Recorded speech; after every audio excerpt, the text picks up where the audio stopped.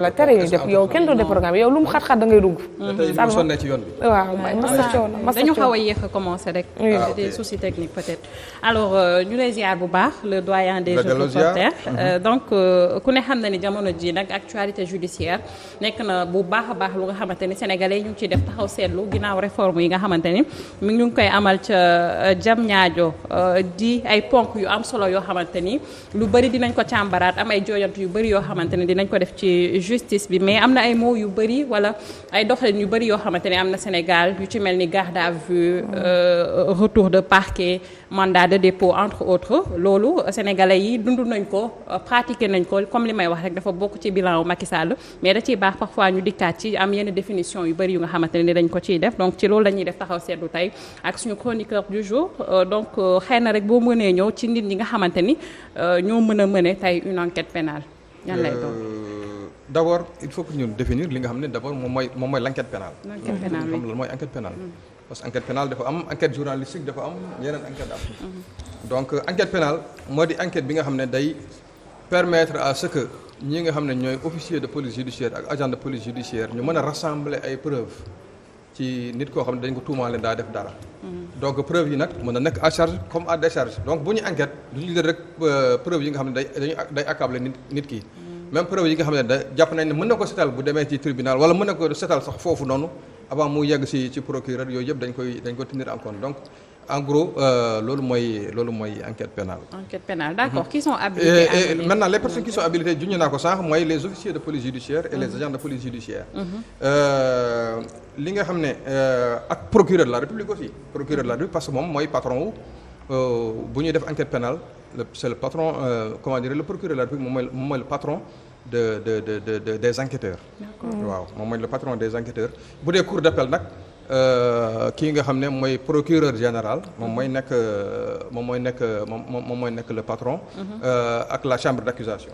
d'accord kon ñoom ñooy avec le contrôle agent sous le contrôle de la chambre d'accusation voilà. agent ak officier de police judiciaire nag mooy. d'abord il y a les officiers de police judiciaire. officier de police judiciaire nag mooy officier de gendarmerie. ñi nga xam ne ay officiers de gendarmerie lañu. ñooñu ils sont officiers de police judiciaire d'office.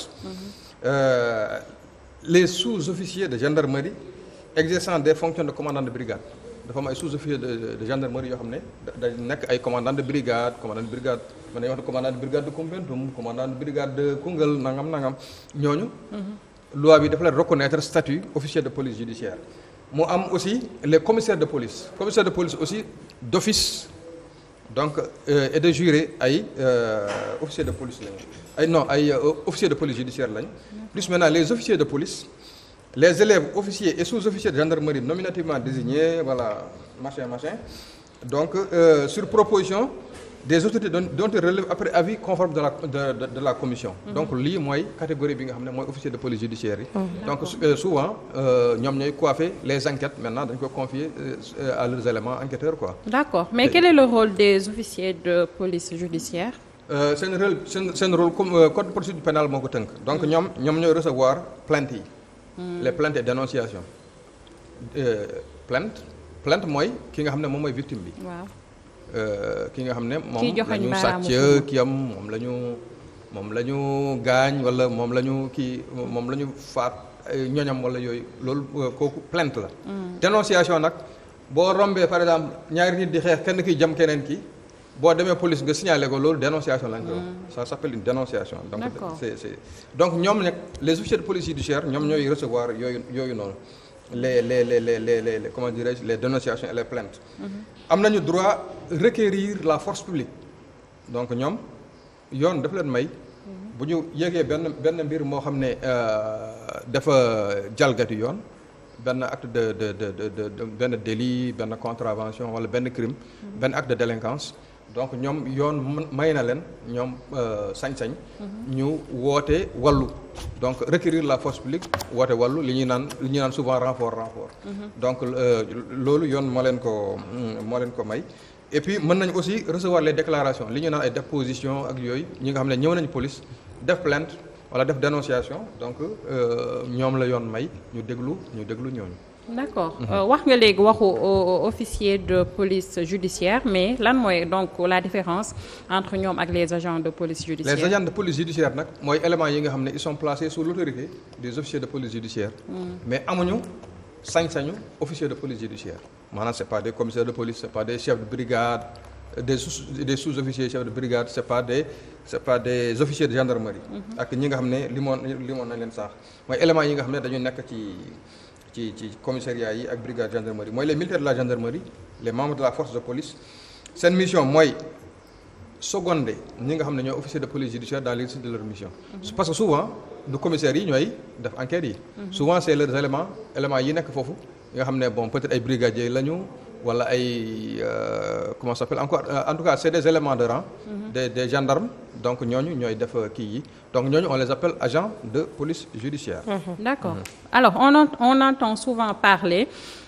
dégg nañ ko waaye tamit comme j'ai l'habitude de le dire bokk na ci bilan wu Macky Sall xam nañ lan mooy garde à vue retour de parquet yooyu noonu mais xëy na ñu bàyyi la rek nga def taxaw seetlu ci garde à vue boo ñu ko doon définiral en quelque sorte. waaye garde à vue moom c'est une mesure boo xam ne qui est prévue par le code pénal par le code de procédure pénale. garde à vue mooy nit ki jàpp nañ ne am na lu mu def wala am na koo xam ne daa am lu mu koy tuumaal ñu téye ko foofu le temps que ñu koy enquête donc.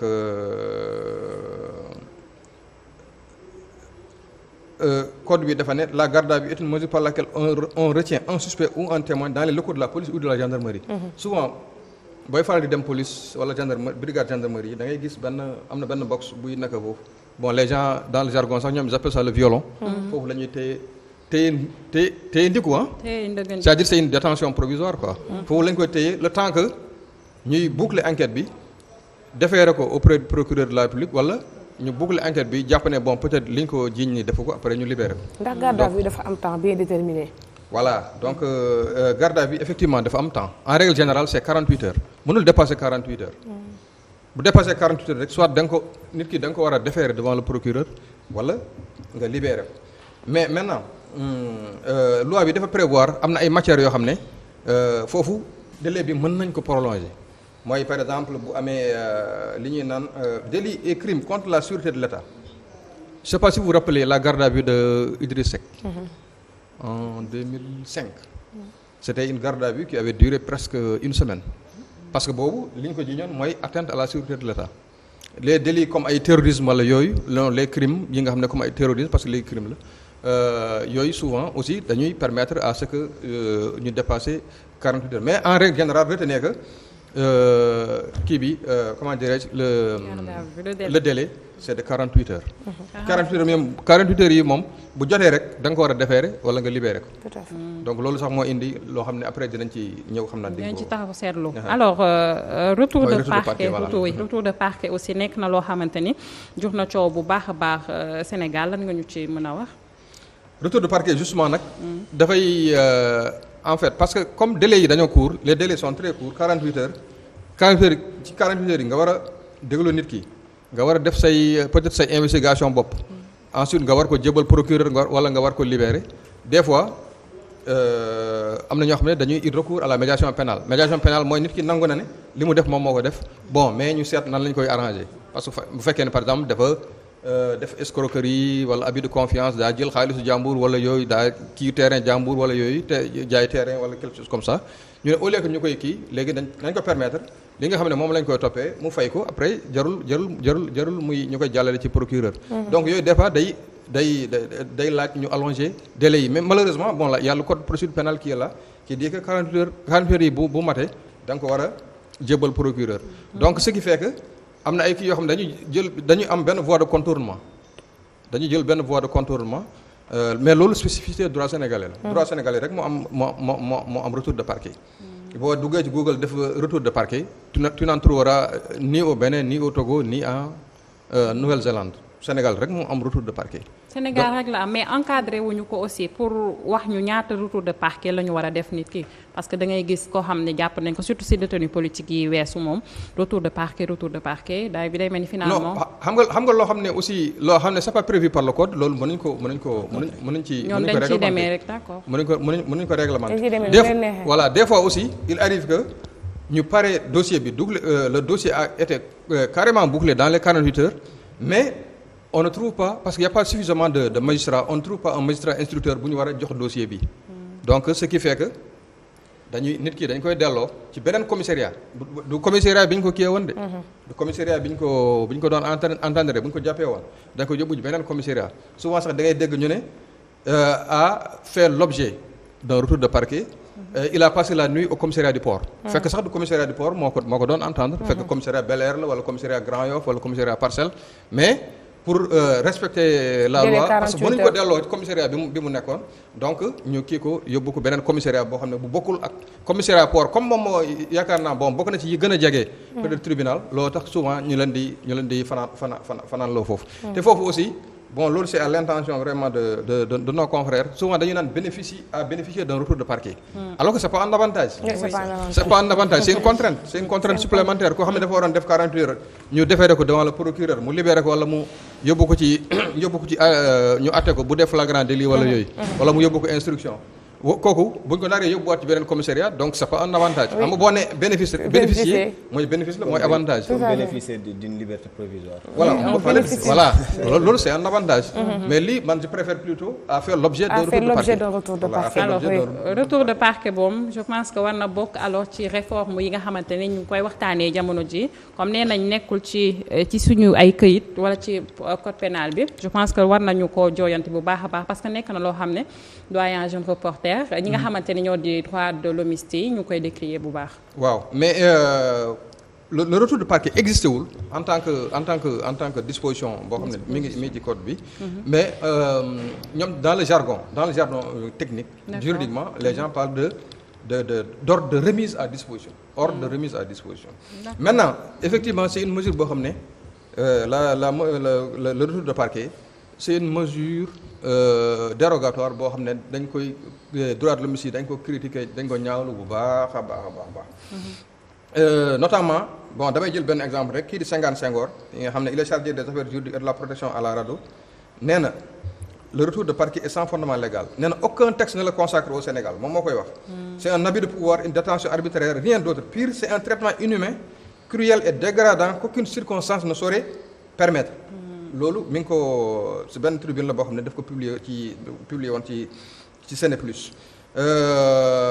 nee na d'ailleurs Sénégal bi mu jàllee devant le comité des Nations Unies comité des Nations Unies contre la torture en avril 2018 notre pays avait été Sénégal dañ ko critiqué woon foofu le Sénégal avait même dans les observations finales on lui avait recommandé entre guillemets ouvrez les guillemets donc de mettre fin à la pratique du retour de parquet ou ordre de remise à disposition et fournir des moyens supplémentaires à l'appareil judiciaire en vue de réduire le délai de renvoi des gardes à vue devant les tribunaux maanaam daal li ñuy ci tënk daal mooy que état Sénégal dafa war a fexe ba am ay magistrats yu doy am peut-être même ay policiers yu doy am ay commissariats yu doy nga xam ne dootuñu du jarate ñuy def retour de parquet parce que duñu dem naan bon tel. est-ce que loolu quand même Ibrahima li koy waral mooy ne que avant même ñoo dem jàpp le suspect du ñu am assez de preuves pour téye ko parce que dafa mel ni dañ koy indi ba pare pour wutu preuve. waaw mais xam nga aussi on est en matière pénale. parce que nit ki boo ko bàyyee ci bit il peut effacer les preuves. c'est pourquoi on fait tout pour téye ko. ok waaw pour téye ko des fois sax pour. bu fekkee ne sax dafa am keneen ku mu bokkal kii bi on fait tout pour que ñoom ñaar ñu bañ a kii bon parce que mën nañ déggoo di waxtaan seen biir wala di kiyante ak bon nga xam ne élément enquêteurs yi duñu mën a am suffisamment de preuves pour établir li nga xam ne mooy charge bi ñu koy toppee. donc loolu tax souvent ñuy gaawantu pour téye ko parce que bu ñu ko téyee dootul am benn contact avec lieu bi nga xam ne crime bi wala délit bi foofu lañ ko defee woon ba nga xam ne mën na effacer preuve yi. d'accord gaawantu pour téye ko pour outil preuve wala pour outil chef d'accusation. loolu moom nemmeeku woon nañ ko fii ci Sénégal lu ci bëri woon moo nekkoon pour outil chef d'accusation bu ñu xooloon politiquement li nga xam ne moo fi xewoon en tout cas mais en tant que nit koo xam ne da ngay def ay gëstu ci wàllum yoon ak yoonal yan réforme ngay xaar tey yu concrète yu ñu mën a attendre tey ci jotaay bi am ci Diamniadio. bii nii déjà retour de parquet bi dañ ko war a xoolaat des fois tu comprends da ngay comprendre élément enquêteurs yi wala le procureur des fois pourquoi muy recourir à cette pratique là et dégg naa même le ministre il était invité du 20h mu xawoon ko justifier. parce que moom c'est un ancien procureur. wala même c'est un procureur. Ousmane Diagne le ministre de la justice ki nga xam ne tey jii moom mooy ministre de la justice. dans sa pratique xam naa ne il s'est rendu compte de l'utilité du retour de parquet mais li mu laaj rek moo ñu réglementé ko parce que état aussi dans un état de droit comme le Sénégal aussi lépp lu ñuy def dañ ko war a teg ci yoon. boobu benn la beneen bi mooy les articles comme par exemple l'article 254 l'article 254 du code pénal l'article 80 du code pénal yi nga xam ne dañuy na ay délits d'offense au chef de l'État ay yi nga xam ne boo ko waxee chef de l'État rek bon moom kii nga moom daanaka dugg nga balaa ñuy lijjante say këyit bon peut-être rëbës la lay fekk. bon alors que bon loolu dafa xawul méngoog démocratie buy dox. parce que démocratie buy dox day ànd ak jamono. naam la liberté d'expression elle ne peut pas être absolue. permettre aux gens de dire tout et n'importe quoi sur n'importe qui surtout actuellement li xew mooy nga toog rek sottal Aïcha ne bon lii la wala moo jël lii wala immeuble bale mu kii def ko sàcc wala yooyu. donc loolu kii na nos autorités nos états aussi sont fragiles. il faut que ñu protéger nos autorités mais il faut que ñu trouver benn équilibre entre la nécessaire répression de ces crimes et délits là et la liberté des citoyens bi nga xam ne constitution bi moo ko consacré. c'est très important. jaajëfal doyen des jeunes reporters toujours très intéressant de vous écouter ci cours magistraux yi nga xam ne ñu koy amal tout le temps ci wàllu yoon jaajëfal bu baax a baax jërëjëf yow tamit Salma. jërëjëf rendez-vous demain inchallah jaajëfal bu baax a baax mbokk ci topp geeg teew li on rappelle que depuis 6h30 ñu ngi woon ak yéen doon gunge ci réveil des sans voix tout de suite après moi retrouver l'équipe de Petit Déj muy accompagner leen ba 11h inchallah jaajëfal toute l'équipe technique et rédactionnelle pour la réalisation et la coordination de cette émission présentée avec un immense plaisir Pedro Faye merci pour la réalisation jaajëfal Seyna Omar Ba pour la coordination jaajëfal également Pape Modou Faye Babacar Lo Babacar Diouf 12e gaynde le numéro G de l'équipe nationale sans oublier sama ñaari lakkale yi ca kaw Bintou Fall ak Serigne Aline Keita le jeune réalisateur fii kenn donc fi séedee tonton Pierre bu son bi baaxee yow la au revoir bonne journée.